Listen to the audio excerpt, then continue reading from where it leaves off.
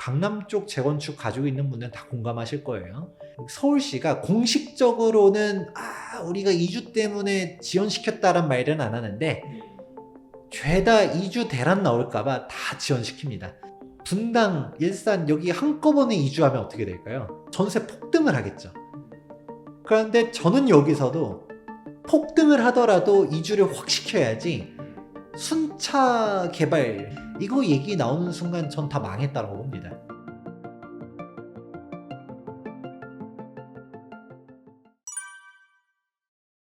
지금 시점에서 말하기 조심스럽긴 한데 쉽게 되기는 어려울 겁니다. 지금 일산도 그렇고 분당도 그렇고 선도지구로 지정되기 위해서 통합 재건축 하겠다라고 신청한 곳들 많이 있거든요. 그리고 실제로 일산, 분당 둘 다 되게 열정적으로 모이는 데들이 많아요. 그런데 이게 과연 잘 갈 것이냐라고 하기에는 약간 몇 가지 관문들을 거쳐야 됩니다. 우선 첫 번째로는 일기 신도시가 사업성이 좀 부족하다는 얘기들 많이 들어보셨을 거예요. 용적률이 200% 전후 하는 단지들이 있거든요. 용적률 200% 넘어가는 단지도 있고 그리고 다 사업성이 안 좋은 게 아니라 용적률 한 150선 뭐 이런 식으로 사업성 괜찮은 대지분도 20평 되는 단지도 분당 일산에 있어요. 그런 데는 되게 괜찮거든요. 그런데 문제는 사업성이 안 나오는 단지들도 섞여 있다 보니까 이게 전반적으로 다 된다라고 보기는 어려운데 저는 일산 분당 투자하려고 하면 냉정하게는 노후계획도시 특별법을 배제하고 그 자체로 사업성이 나오는 데를 투자해야 된다라는 얘기를 항상 강조해 드립니다.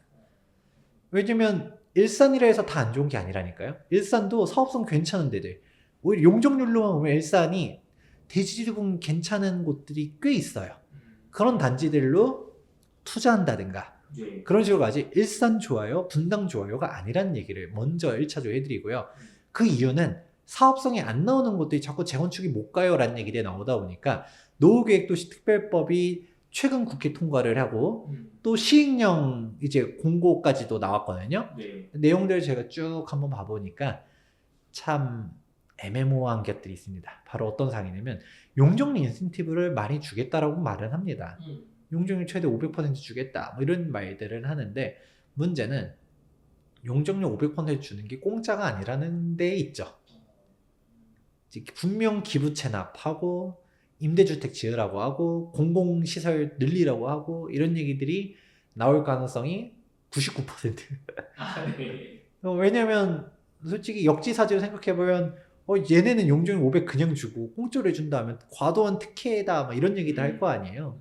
그러면 이제 이런 게 있을 게 분명히 있고 또 일산 분당도 용적률 500% 일률적으로 다 줄 수가 없어요. 왜냐면 일기 신도시 가구 수가 30만 가구 정도 되거든요. 인구로 따지면 100만 인구예요. 근데 지금도 맨날 경부고속도로 맨날 막히고 자유로 맨날 막히고 그러는데 인구가 곱하기 2가 되면 어떻게 될까요? 더 막히겠죠. 그렇기 때문에 우리가 자유로를 왕복 10차선을 더 넓히고 이럴 수 없잖아요. 한강변 매립할 거예요? 그거 아니잖아요.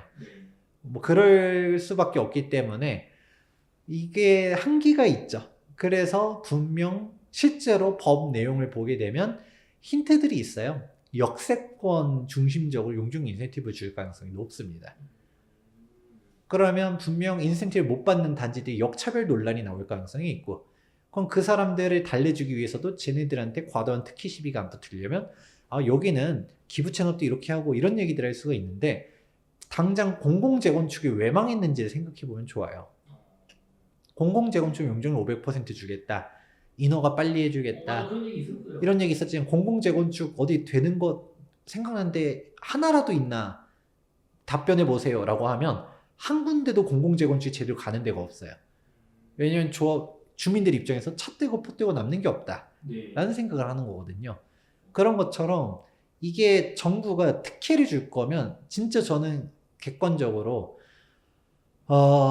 과도한 특혜 시비에 시달릴 정도로 일기 신도시한테 과감한 용적률 인센티브를 줘야 된다라고 주장하는 사람입니다.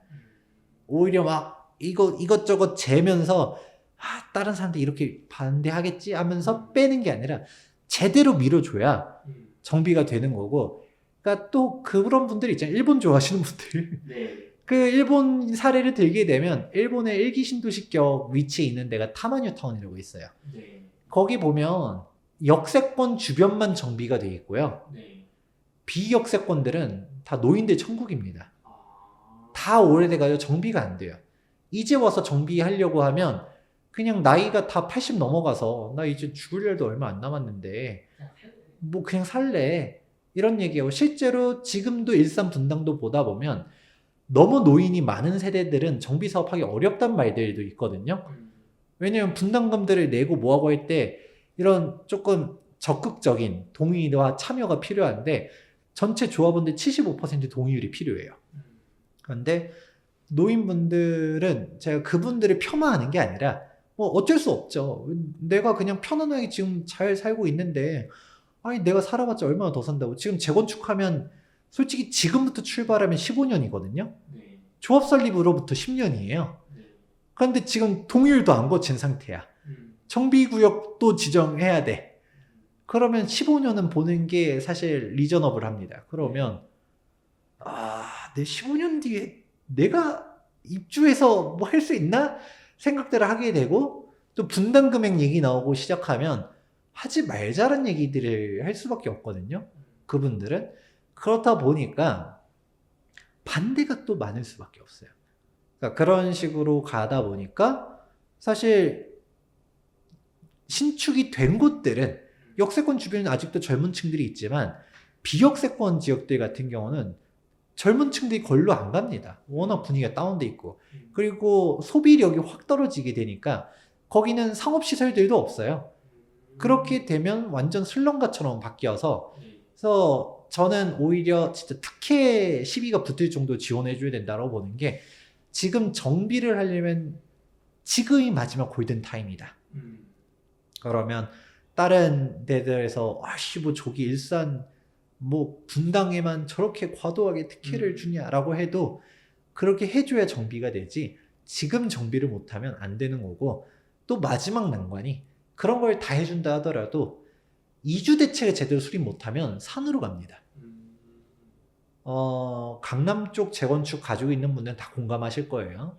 강남이 서울시가 공식적으로는 우리가 이주 때문에 지연시켰다란 말은 안 하는데 죄다 이주 대란 나올까봐 다 지연시킵니다. 인허가도 심의도 늦게 열고, 접수했더니 막 한 번 반려시키고, 위례적으로 반려시키는 것 같아. 그 정도로 반려시키고, 인가 떨어져도 이주 개시 허가를 되게 늦게 내주고, 이런 식으로 관리를 하거든요. 서울은 그런 역사가 되게 많습니다. 그런 식으로 순차적으로 이주들을 하게 되는데, 분당, 일산 여기 한꺼번에 이주하면 어떻게 될까요? 주변 전세가 많이 날 것 같아요. 그렇죠. 전세 폭등을 하겠죠. 그런데 저는 여기서도 폭등을 하더라도 이주를 확 시켜야지, 순차 개발, 순환 방식 재건축 이거 얘기 나오는 순간 전 다 망했다고 봅니다. 진짜 첫 스타트를 잘 끊는 뭐 한두 개, 많아야 3개 재건축 단지들만 이게 이주가 가능하지, 번호표 잘못 뽑게 되면 관리처분 인가 나서 이주 들어갔다 하더라도 완공까지가 이주 개시로부터 5년이에요. 이주하고 철거하는데 2년 잡죠? 공사기간 3년 잡습니다. 그러면 기본 5년이에요. 그러면 내가 번호표 잘못 뽑았어. 우리도 얘랑 나랑 속도 차이가 1년밖에 안 나는데, 쟤는 먼저 이주했는데 나는 1년 뒤에 이주해야 되는데 너 기다려 하는 순간 나는 몇 년이 더 딜레이 되거든요. 그러면 그 다음 단지는 대표적인 케이스가 구성남 순환방식 재개발인데, 여기는 지금 이미 입주한 단지 있고요. 그리고 공사 중인 단지 있고요. 그리고 지금 이제 인허가 받는 단지 있고요. 이제 정비구역 지정된 곳 있고요. 정비구역 이제 지정 받으려고 준비하는 구역 있고요. 이미 한 20년 지났는데 구성남이 다 개발되려면 20년이 더 필요합니다. 그러면 분당도 아까 15년 얘기했을 때 15년도 헉 소리 날 수 있겠지만 15년이면 빠른 거예요. 그래서 다들 선도지구 지정에 목을 매는 게, 일단 1바따는 어떻게든 간다. 여긴 될 거야. 네, 그런 식으로 사람들이 보는 게 있지만, 내가 번호표 잘못 뽑았다 하는 순간 그러면 그냥 이주 너네 뭐 안 돼 라고 할 수 있는 거죠. 분명 정부도 법에는 이주 대책을 수립하라고 법에 명시는 해놨어요. 근데 문제는 그 수립권자가 지자체장이거든요. 네. 아니 지자체장이 뭔 땅이 있어서 이주 대책을 수립해요. 음. 그 사실 이건 범국가적인 차원에서 이주자 택지들을 마련해야 된다고 봅니다. 예를 들어서 뭐 상기 신도시의 일부 블록들은 여기는 분당 사람들이 이주할 곳, 여기는 일산 사람들이 이주할 곳. 예를 들어 뭐 일산 개발하게 되면 옆에 고양 창동 그렇죠. 여기에 뭐 이주할 곳들 마련해 준다든가. 근데 이것도 분명 특혜 시비가 붙을 거예요. 왜냐? 아이씨 저기 진짜 뭐 분양을 해서 입주를 해야 될 땅일 수도 있고 아니면 여기를 어디선가 뺀다라고 하면 분양할 주택을 빼든가 임대주택 지을 땅을 빼야 되는데 아니 일산 사람들이 무슨 차상위 계층도 아닌데 알아서 해야지. 더 불쌍한 사람들도 있는데 왜 그렇게 하냐? 나 초역하려고 20년 기다렸다. 뭐 나도 들어갈 집이 필요해. 와, 또 일산도 일산인데 분당 사람들 해준다라고 하면 평촌 사람들 해준다면 저 사람들이 돈이 없는 사람들이냐 얘기를 할 수 있거든요. 그러니까 분명 비판하려고 하면 비판할 때도 항상 다 있어요. 근데 이런 비판을 뚫고서라도 확 해줘야지 이게 되지. 그냥 이도저도 욕 안 먹으려고 하다 보면 그 이거 욕 먹기 싫고 저거 욕 먹기 싫고 근데 재건축은 해준다라고 하는데 이주 대책은 마련할 땅도 없고 그러면 결국은 수단 방식 돼버리는 순간 이게 사업이 산으로 갑니다. 그래서 저는 지금 솔직히 과도한 특혜 시비가 붙어도 지원해줄 건 확실하게 해줘야 된다고 바라보는 사람인데 근데 과연 정치인들이 그렇게 할 수 있을까? 이 총선 앞두고서 그 노후계획도시 특별법도 야당에서 어마어마하게 반대하면서 통과 못 시키다가 막상 총선 가까워지니까 일산도 그렇고 삼본도 그렇고 일기신도시나 그 노후계획도시들이 되게 지방에도 많거든요. 그 지역구 국회의원 입장에서는 아씨 나 표 받아야 되는데 생각하죠. 그러면서 통과시켜준 거예요. 근데 화장실 들어갈 때 다르고 나올 때 다르잖아요. 나 이미 금빛이 또 달았어. 그럴 때 또 욕먹는 거 싫죠. 그쵸. 알아서 해. 이 얘기가 나오면 또 노후계획 도시는 산으로 갈 수 있기 때문에 냉정하게. 그래서 특별법을 너무 맹신하지 말라고 하는 게 시범지구로 가는 데도 어떻게든 가겠지만 근데 이게 시범지구에 탈락했다. 두 번째든 세 번째 어떻게든 가면 그나마 되는데 근데 우리 차이가 너무 늦어질 것 같으면 차라리 통합 재건축 빼버리고 우리 단지만 독자적으로 재건축하겠습니다 하면서 빠르게 진행되는 게 더 나을 수도 있다.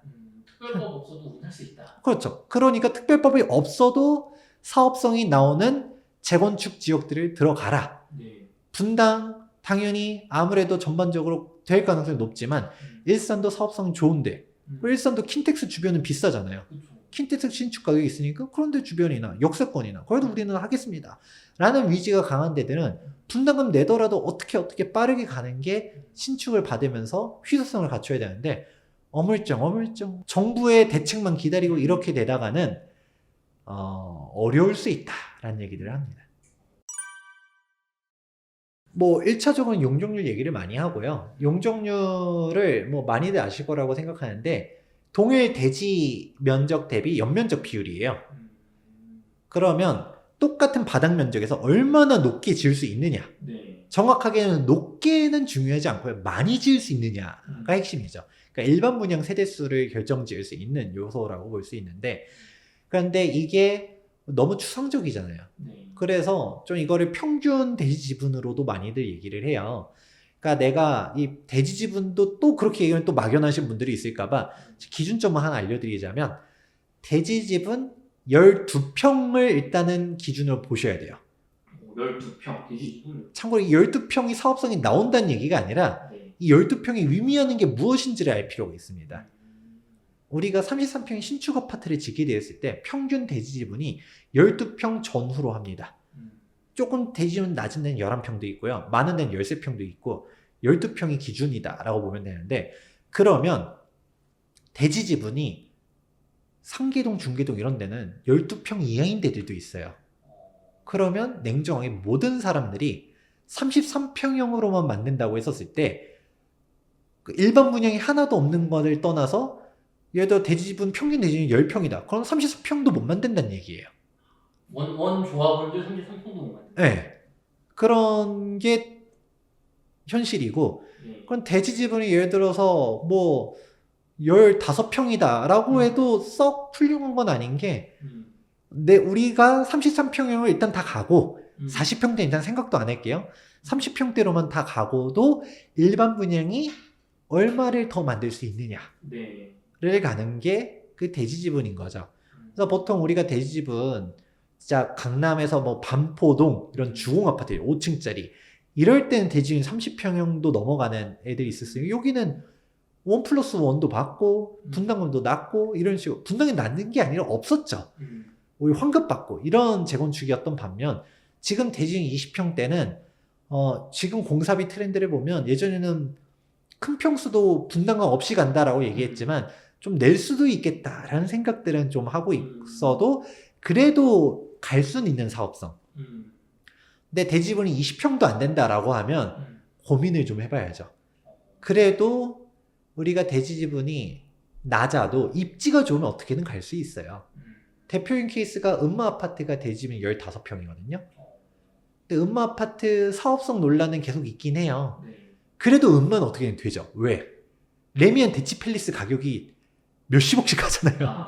여기도 재건축만 되면 재건축만 되면 분담금을 5억을 내도 음, 우리가 대치동인데 그쵸. 우리가 음마인데 맞아요. 이러면서 갈 가능성이 있고 또 뭐 잠원동도 대지집은 열몇 평 안 되는 데들이 있지만 아니, 분담금 설령 8억을 내든 10억을 내도 아니 저희 반포가 40억인데 그쵸. 우리 하기만 하면 이런 생각할 수 있겠죠. 그러니까 입지가 좋으면 어느 정도 이게 상쇄할 수가 있고 일반 분양 세대수가 적어도 예를 들어 강남은 애초에 일반 분양 세대수 보면 100세대, 200세대밖에 안 돼요. 그래도 분양가를 비싸게 하잖아요. 그쵸. 그러니까 뭐 강북에서 뭐 500세대를 분양하는 것보다 강남에서 200세대 분양하는 게 분양 수입은 더 클 수도 있습니다. 그런 걸 생각해보면 이게 어느 정도 상쇄시킬 수 있는 부분들도 있거든요. 그래서 입지가 좋은 곳이 대지분이 낮아도 어느 정도 이제 해결할 수 있는 방안들이 있는데 그러면 우리가 재건축 투자할 때 일기 신도시 얘기를 했었으니까 일기 신도시에서 분당은 어떻게든 가겠죠. 바로 옆에 판교 집값이 20억이 넘어가잖아요. 여기도 재건축 되면 그래서 뭐 사업성 잘 안 나와도 분당은 5억씩 낸다 하더라도 그래도 우리 분당인데 하면서 갈 가능성이 높지만 일산 같은 경우 분당은 5억이에요 하면 으억 할 가능성이 높죠. 그쵸. 왜냐면 지금 주변에 신도시들 보다 보면 아직도 4억 5억에 신축가 분양하고 있는 이기 신도시들이 있거든요. 그쵸. 그러면 5억 못 내라고 할 가능성이 높다 보니까 일산에서는 좀 더 보수적으로 대지집은 사업성이 괜찮은 곳, 역세권에서도 위치가 강한 곳, 킨텍스 인근, 더군다나 GTX A 노선은 이제 조만간 개통 얘기도 하잖아요.